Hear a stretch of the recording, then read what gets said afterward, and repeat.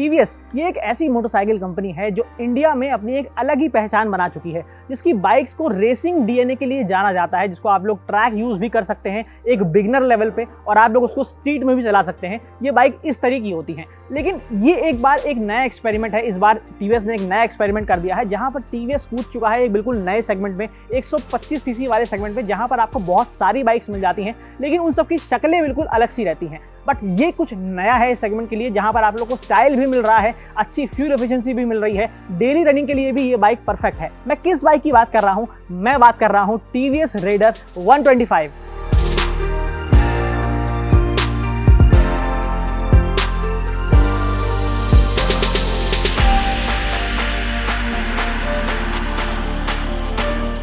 अब ये जो बाइक है टीवीएस की रेडर 125, ये एक न्यू सेगमेंट के अंदर आ चुकी है, जहां पर ऑलरेडी बहुत सारी बाइक हैं जो अपना पोजीशन बनाकर बैठी हुई हैं। काफ़ी टाइम से वो गाड़ियां जो है काफ़ी अच्छी मानी जाती हैं, जिसमें आपको ग्लैमर मिल जाती है, आपको होंडा की SP 125 मिल जाती है, बजाज की पल्सर 125 मिल जाती है। लेकिन इस बाइक में कुछ ऐसा नया है जो उनमें अभी तक नहीं मिलता है। मतलब उस पर कुछ ऐसे फीचर्स हैं, कुछ ऐसी सारी नई चीज़ें डाल दी गई हैं जो आपको उन सब बाइक्स में नहीं मिलती। वो कौन सी चीज़ें हैं उस पर बात करूँगा, लेकिन आज की इस वीडियो में मैं आपको बताने वाला हूँ कि इस बाइक को चलाने के बाद, इसको देखने के बाद, इसको रिव्यू करने के बाद, मैं ऑलरेडी इस पर एक वीडियो बना चुका हूं चैनल पर, आप लोग देख चुके होंगे। जब मैंने बाइक को लॉन्च हुआ था तब मैंने इसके ऊपर सारी चीज़ें बता दी थी कि इसमें आपको कौन सा फीचर मिल रहा है, क्या चीज़ें आपको इसमें मिल रही हैं। बट आज मैं इस बाइक का प्रोज एंड कॉन्स बताने वाला हूं, मतलब इस बाइक में क्या अच्छाइयाँ हैं, क्या कमियाँ हैं। अब आप लोग ये सोच रहे होंगे कि मैं इसमें आते ही कमियाँ बता रहा हूँ। ऐसा नहीं है, क्योंकि हर चीज़ में कमी होती है, हर चीज़ परफेक्ट नहीं होती, और अगर उसको थोड़ा सा परफेक्ट की तरफ ले जाना है तो उसके अंदर कुछ इंप्रूवमेंट जरूर ढूंढनी होगी। और इसीलिए मैंने कुछ इंप्रूवमेंट ढूंढ ली है इस बाइक के अंदर, जहां पर मुझे चलाने के बाद इस बाइक को कुछ कमियां नजर आई हैं,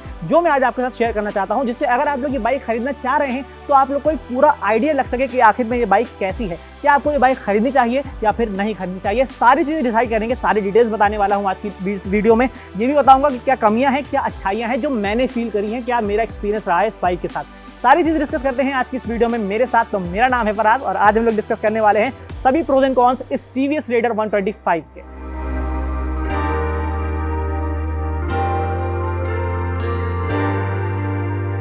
तो हमेशा की तरह शुरुआत करता हूं कुछ अच्छी चीज़ों से कि भाई बाइक में क्या ऐसी अच्छी चीज़ें हैं जो आपको बतानी चाहिए अगर आप लोग बाइक खरीदना चाह रहे हैं। तो पहले पॉजिटिव साइड की बात करता हूं हमेशा की तरह।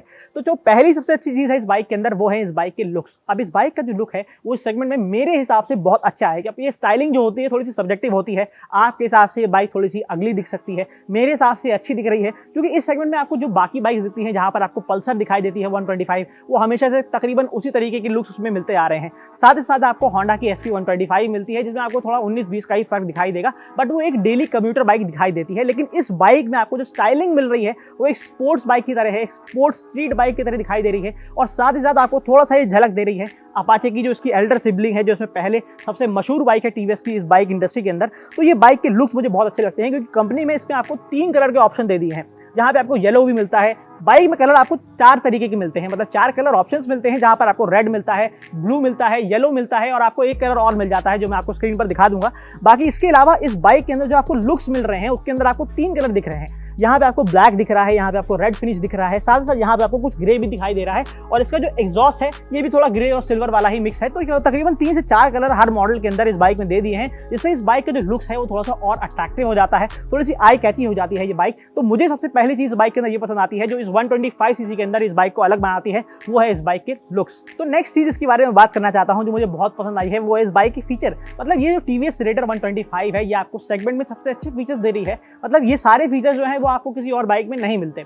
शुरुआत करता हूं इसके फीचर्स से। तो इस बाइक के अंदर जो आपको हेडलाइट मिलती है वो बहुत ही अच्छी मिलती है, जो कि एक LED हेडलाइट है, जो देखने में बहुत अट्रैक्टिव दिखाई देती है। साथ ही साथ जो पीछे का टेल लैंप है उसका भी लुक बहुत अच्छा है, बहुत ही अट्रैक्टिव है, थोड़ा सा बूमरैंग वाला शेप आता है। साथ ही साथ इसके अंदर जो सबसे बड़ा फीचर है, सबसे इस 125 सीसी के अंदर आपको ब्लूटूथ कनेक्टिविटी मिल रही है। यहाँ पे आपको इंस्ट्रूमेंट क्लस्टर मिल रहा है, जिसके अंदर आप लोग अपना मोबाइल कनेक्ट कर सकते हैं, ब्लूटूथ कनेक्टिविटी मिल रही है।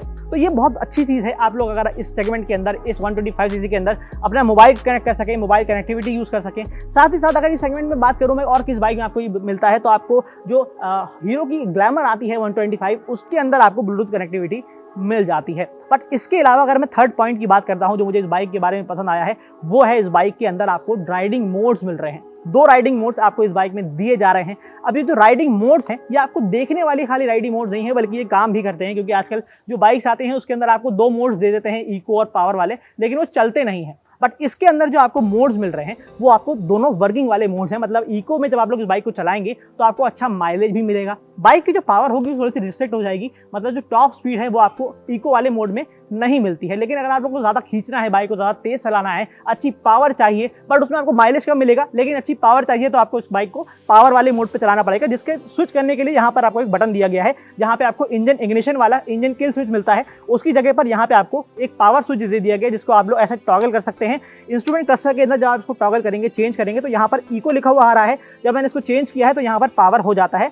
तो ये चीज़ की खासियत है, इस बाइक में आपको राइडिंग मोड्स मिल रहे हैं जो आपको किसी और बाइक्स में नहीं मिलते हैं। तो जहां तक बात है इस बाइक के ब्रेकिंग सिस्टम की, तो इस बाइक के अंदर जो आपको ब्रेक्स मिल रही हैं, यहाँ पर आप लोग को डिस्क ब्रेक मिल रही है। कॉम्बी ब्रेक वाला सिस्टम है जिसमें आपको पीछे ड्रम ब्रेक्स मिलती हैं, यहाँ पे आपको डिस्क ब्रेक का सिस्टम मिल रहा है। अब जो डिस्क ब्रेक है आपको रियर में नहीं मिलती है, बट 125 सीसी के हिसाब से आपको डुअल डिस्क तो नहीं मिलने वाली है, और साथ ही साथ आपको इस बाइक में एबीएस भी नहीं मिलने वाला है, इसीलिए इसमें आपको ब्रेकिंग अच्छी मिलती है और फ्रंट में डिस्क ब्रेक भी मिल जाती है। तो अब नेक्स्ट चीज जिसके बारे में बात करना चाहता हूँ, या फिर मैं नेक्स्ट फीचर्स की अगर बात करूँ जो मुझे पसंद आए हैं इस बाइक के अंदर, वो एक बहुत बड़ा फीचर है इस बाइक के अंदर, जो ये है इंटेलिगो सिस्टम दे दिया गया है। एक इंटेलिगो सिस्टम इस बाइक के अंदर मतलब ये है कि जब आप लोग बाइक को ट्रैफिक में लेके जाते हैं, जब आप लोग उसको आइडल करते हैं, मतलब गाड़ी को खड़ा करते हैं, रेड लाइट पर मान लीजिए आप लोग बाइक से खड़े हुए हैं, तो आप लोग क्या करते हैं, इंजन को आप लोग को बार बार बंद करना पड़ता है। लेकिन इसके अंदर एक ऐसा सिस्टम दे दिया है, जब आप लोग रेस को डाउन कर देंगे, एक्सेलेटर को डाउन कर देंगे, बाइक आइडल कंडीशन पे आ जाएगी, तो इसका इंजन जो है वो अपने आप कट ऑफ हो जाएगा। लेकिन जब आप लोग इस बाइक को थोड़ा सा थ्रॉटल दोबारा से देंगे, जब मान लीजिए ग्रीन लाइट हो जाती है, जब आप लोग एक्सेलेटर को दोबारा से इंक्रीज करेंगे तो ये अपने आप स्टार्ट हो जाएगी। ये खासियत है इस इंटेलिगो सिस्टम की जो आपको इस बाइक में मिल रही है। और एक और एडिशन में करना चाहूंगा कि इस बाइक के अंदर आपको यहाँ पर यूएसबी पोर्ट भी मिलता है। इस वाले मॉडल में नहीं है, लेकिन इससे ऊपर वाला जो मॉडल आता है उसके अंदर आपको यहाँ पर यूएसबी पोर्ट मिल जाता है। लेकिन अगर आप लोग एडिशनल लगवाना चाहते हैं तो वहाँ पर यहाँ पे लग जाएगा, यहाँ पे खाली कवर दिया हुआ है। तो अब जो आखिरी खासियत है इस बाइक की कि इसमें क्या चीज़ें ऐसी हैं जो मुझे बहुत पसंद आई है, तो वो ये है, इसके अंदर एक और फीचर है जो मुझे यहाँ पर बहुत अच्छा लगा है। मतलब एक छोटी सी तिजोरी है इस बाइक के अंदर, यहाँ पे आप लोग अपना सामान रखना चाहते हैं, कोई भी आप लोग किट वगैरह रख सकते हैं आप लोग, या फिर अपने डॉक्यूमेंट्स रख सकते हैं, तो उसके लिए यहाँ पर स्पेस दिया गया है।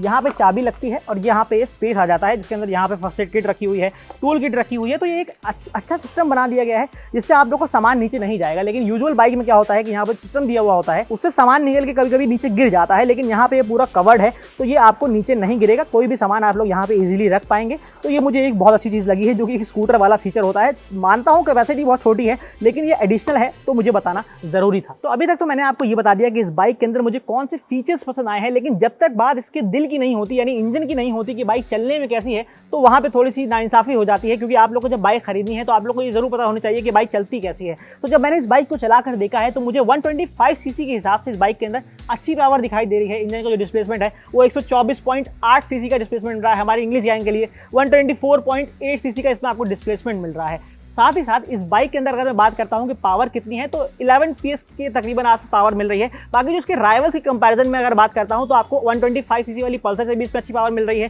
ग्लैमर से भी अच्छी पावर मिल रही है, साथ ही साथ होंडा की SP 125 आती है, उससे भी अच्छी पावर आपको इस बाइक में मिल रही है। तो एक कमाल का कॉम्बिनेशन है, जहाँ पर आपको स्टाइलिंग भी इतनी अच्छी मिल रही है और जहाँ पे आपको अच्छी पावर भी मिल रही है। तो मेरे हिसाब से पावर भी कहीं लैग नहीं हो रही है। 2 राइडिंग मोड्स मिल रहे हैं, ब्रेकिंग बहुत अच्छी है, आगे जो डिस्क ब्रेक है वो अच्छी तरीके से काम कर रही है। बट जो कॉम्बी सिस्टम है वो आपको पीछे डिस्क ब्रेक नहीं मिल रही है, और टीवीएस का कोई प्लान भी नहीं है जहाँ पे वो लोग पीछे आपको डिस्क ब्रेक देने वाले हैं। बट उसके अलावा चलने में बाइक बहुत अच्छी है, कहीं भी मुझे कोई लैग नहीं दिख रहा है। 125 सीसी के हिसाब से काफी अच्छी परफॉर्मेंस आपको ये बाइक दे देती है। तो अब अगर मैं आता हूँ मुद्दे पर कि भाई क्या कमियां हैं इस बाइक के अंदर। अच्छाइयां तो मैंने आपको बहुत सारी बता दी, बहुत सारे फीचर्स भी गिना दिए, लेकिन कमियों से शुरुआत कर रहा हूं। तो कमियां हैं इस बाइक के अंदर जो हर बाइक के अंदर होती हैं, कुछ छोटी मोटी कमियां हैं जिसको मैं नोटिस में आई है मेरे, जो मैं आपको बताना चाहता हूं। सबसे बड़ी चीज, सबसे बेसिक चीज ये है कि इस बाइक के अंदर आपको इंजन किल स्विच नहीं मिलता है, जो कि यहाँ पे आपको जो पावर मोड दे दिया गया है, जहाँ पे आपको डुअल मोड दे दिए गए हैं, उसकी जगह पे यहाँ पे किल स्विच हटा लिया गया है जो आपको अपाचे में मिलता है। तो यहाँ पे थोड़ा सा आप लोग को, जब आप लोग ट्रैफिक में होंगे तो आप लोग जब बाइक को बंद करेंगे तो बार बार आपको यहाँ पे की लगानी पड़ेगी, की घुमानी पड़ेगी, जो एक थोड़ा सा इनकन्वीनियंस हो जाती है उस जगह पे। तो मुझे ये कमी लग रही है इस बाइक की। नेक्स्ट कमी की अगर बात करता हूँ कि दूसरी कमी इस बाइक के अंदर क्या है, तो इस बाइक के अंदर जो आपको टैंक मिल रहा है वो सिर्फ 10 लीटर का ही टैंक मिल रहा है। मानता हूं कि कम्यूटर बाइक है, डेली यूज के लिए बाइक है, इसके अंदर आपको बहुत टैंक नहीं मिलता, बड़ा वाला टैंक नहीं मिलता टूरिंग बाइक्स की तरह। लेकिन ये जो टैंक है 10 लीटर का टैंक है, जो बाकी राइवल्स की कंपैरिजन में थोड़ा सा छोटा दिखाई पड़ रहा है मुझे। तो ये कैपेसिटी भी छोटी है। और तीसरी चीज इस टैंक से रिलेटेड अगर मैं बात करना चाहूंगा वो ये है कि ये जो पूरा यहाँ पे आपको बॉडी दी गई है ये पूरी प्लास्टिक की है, जिसको आप लोग फाइबर भी कहते हैं। तो यहाँ पे पूरा फाइबर मिल रहा है। यहाँ पे जो क्वालिटी है वो थोड़ी सी मुझे कॉम्प्रोमाइज दिख रही है, थोड़ी सी दब भी रही है, और यहाँ पे मुझे थोड़े बहुत गैप्स भी दिख रहे हैं जो आप लोग अपनी स्क्रीन पर देख पा रहे होंगे। तो ये कुछ छोटी चीजें हैं जो मैं आपको नोटिस में लाना चाह रहा हूँ, जो मैं आपको बताना चाह रहा हूँ इस बाइक के बारे में। तो 3 चीजें मैंने आपको तो बता दी है कि यहाँ पे आपको इंजन की स्विच नहीं मिलता है, यहाँ पे जो आपको टैंक है वो सिर्फ 10 लीटर का ही मिल रहा है, जो बाकी कंपैरिजन में थोड़ा सा छोटा दिखाई दे रहा है। तीसरी चीज ये मैंने आपको बताई है कि इसके अंदर जो टैंक है, ये जो पूरा आपको यहाँ पे बॉडी लगी हुई है, जो यहाँ पे पार्ट्स लगे हुए हैं, वो भी आपको पूरे फाइबर वाले ही मिल रहे हैं, प्लास्टिक वाले मिल रहे हैं। अब नेक्स्ट चीज की अगर मैं बात करता हूँ, यानी फोर्थ कमी की अगर मैं बात करता हूँ, कमी नहीं है, मतलब उसे एक इंप्रूवमेंट एरिया है जो उसके अंदर अगर होती तो ये बाइक और भी ज्यादा अच्छी बन सकती थी, इसके टक्कर में कोई आ ही नहीं पाता। तो चौथी कमी मुझे इस बाइक के अंदर ये लगी है कि यहाँ पर जो आपको इंडिकेटर्स मिल रहे हैं वो आपको एलईडी वाले नहीं मिल रहे हैं। लेकिन आज की जो जेनजीज हैं, जो यूथ हैं, जो मिलेनियल्स हैं, उनका ये रिक्वायरमेंट रहती है कि उनको एलईडी वाली हेडलैम्प और लाइटिंग सेटअप तो चाहिए, साथ में जो इंडिकेटर है वो भी आपको एलईडी चाहिए। तो यहाँ पे उनका एक पैरामीटर है जहाँ पे अगर ये एलईडी नहीं होता है, इससे बहुत ज़्यादा फर्क नहीं पड़ता है बाइक के अंदर, लेकिन लुक्स में और जो यंग जनरेशन वाले लोग हैं उनके लिए काफ़ी मैटर करती है ये सब चीज़ें। तो इस बाइक के अंदर आपको एलईडी टेल लाइट्स मिल रही हैं, हेडलैम्प्स मिल रहे हैं, लेकिन जो इंडिकेटर हैं वो आपको नॉर्मल बल्ब वाले ही मिल रहे हैं, मतलब जो आपको हेलोजन वाले बल्ब होते हैं वही आपको इस बाइक में दिए जा रहे हैं। पांचवी सबसे बड़ी कमी जो मुझे एक्चुअली में कमी लगती है वो ये है कि इस बाइक के अंदर आपको किक नहीं दी गई है। अब किक रॉयल एनफील्ड वालों के लिए तो ये बहुत मैटर करती है, जहाँ पे उन लोगों को राइड पे जाना होता है, बर्फ में बाइक को चलाना होता है, जब ठंड होती है तो यहाँ पे किक ही काम आती है ज़्यादातर। लेकिन जहाँ पर अगर बात करता हूँ कि सिटी बाइक के लिए, कम्यूटर बाइक के लिए यहाँ पर किक दे दी जाती तो ज़्यादा सही रहता, क्योंकि इस बाइक के अंदर क्या होता है, जब आप लोग ठंड में चलाते हैं, इसके अंदर टेक्नोलॉजी ऐसी है कि ये काम नहीं करेगी, मतलब ऐसा नहीं होगा कि आपको धोखा दे जाएगी, लेकिन फिर भी एक पैरामीटर होता है, क्योंकि ज़्यादातर लोग 125 सीसी की बाइक जो होती है वो रूरल एरियाज़ के लिए भी लेते हैं, जहाँ पे उनको ज़्यादा रनिंग होती है, जहाँ पे उनको अच्छा माइलेज चाहिए होता है। तो उनके लिए उनकी मेंटालिटी कुछ ऐसी होती है जहाँ पे अगर वो किक नहीं होगी तो वो कहेंगे इसमें तो किक ही नहीं है, उनको मज़ा ही नहीं आता है बाइक चलाने के अंदर। तो इसलिए सेल्फ बहुत अच्छा काम कर रहा है, लेकिन किक नहीं है, तो छोटी सी एक कमी है। अगर किक लगा दी जाती तो एक अच्छा प्लस पॉइंट हो जाता, लेकिन इस बाइक में आपको किक नहीं मिलती है, जो मेरे हिसाब से एक इंप्रूवमेंट एरिया है, एक छोटी सी कमी है। तो अब तक तो आप लोगों ने देख लिया इस बाइक के बारे में कि क्या खासियत मिल रही है, क्या पॉजिटिव चीज़ मिल रही है, क्या कमियां मिल रही है, कौन से नेगेटिव साइड पे ये बाइक आ रही है। लेकिन अब अगर मैं बात करता हूँ क्या वर्डिक्ट है मेरा, क्या चलाने के बाद मुझे फील हुआ है, क्या बाइक को देखने के बाद फील हो रहा है, वो ये है कि इस बाइक के अंदर आपको जो कॉम्बिनेशन मिल रहा है, स्टाइलिश भी है और फ्यूल एफिशिएंसी भी बहुत है, जो आपको ये कंपनी क्लेम कर रही है। लेकिन अगर आप लोग जानना चाहते हैं कि क्या एक्चुअली फ्यूल एफिशिएंसी आपको इस बाइक में मिल रही है, तो उसके लिए नेक्स्ट वीडियो में मैं आपको एक ओनर के साथ रिव्यू देने वाला हूं, जिनकी ये बाइक है, उनका मैं रिव्यू दिलाऊंगा। वो सामने आएंगे, वो अपने बारे में बताएंगे, साथ ही साथ वो ये भी बताएंगे कि इस बाइक के अंदर आपको क्या चीज़ें उनको अच्छी लगी हैं, क्या कमियां उनको दिखाई दे रही हैं, और उनके हिसाब से क्या इसमें माइलेज मिल रहा है, जो एक्चुअल रियल लाइफ माइलेज है सिटी के अंदर, वो भी मैं आपको शेयर करवाऊंगा नेक्स्ट वीडियो के अंदर। लेकिन मेरे हिसाब से इस बाइक के अंदर ये है कि इस बाइक बहुत अच्छी है। टारगेट ऑडियंस की अगर मैं बात करता हूं तो टीवीएस ने इस बाइक को यंग जनरेशन के लिए बनाया है, इनफैक्ट उनके लिए बनाया है जो लोग कॉलेज जाते हैं, डेली कॉलेज जाते हैं, और जो ऑफिस भी जाते हैं डेली, उनके लिए इस बाइक को बनाया गया है, जहां पे उनको फ्यूल एफिशिएंसी भी चाहिए होती है। आजकल के पेट्रोल के ज़माने में फ्यूल एफिशिएंसी सबको ही चाहिए, लेकिन जो स्टाइल चाहिए, जो आपको स्टाइलिश बाइक चाहिए, स्टाइलिश लुक चाहिए, वो आपको इस बाइक में मिल रहे हैं। तो मेरे हिसाब से इस प्राइस पॉइंट ऑफ व्यू के हिसाब से इस बाइक में जो आपको चीज़ें मिल रही हैं, जो चीज़ें ऑफर हो रही हैं इस बाइक के अंदर, वो मेरे हिसाब से एक्चुअल में वैल्यू फॉर मनी है। और मेरे हिसाब से पर्सनली ये बाइक सेगमेंट को लीड करने वाली है कुछ सालों में, और ये बाइक बहुत अच्छा परफॉर्म करने वाली है अगर टीवीएस ने सेगमेंट में पकड़ बना ली तो।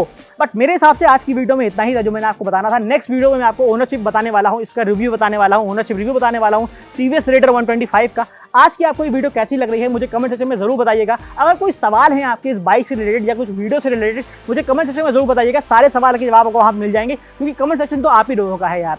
लेकिन अब मैं बात करता हूं कि अगर आप लोग और इस तरह की वीडियो देखना चाहते हैं तो आप लोग चैनल को एक बटन दबा के सब्सक्राइब कर सकते हैं, क्योंकि ये बिल्कुल फ्री है, और साथ में दिए गए बेल नोटिफिकेशन को भी ऑन कर लीजिएगा, जिससे अगर मेरी वीडियो सामने आती है आप लोग को ये पता चल जाएगा कि मैंने वीडियो अपलोड कर दी है, तो आप लोग के यहाँ पे टाइमलाइन में नोटिफिकेशन आ जाएगी कि मैंने वीडियो वहाँ पे अपलोड कर दी है, तो कोई भी आपकी वीडियो जो है वो मिस नहीं होगी।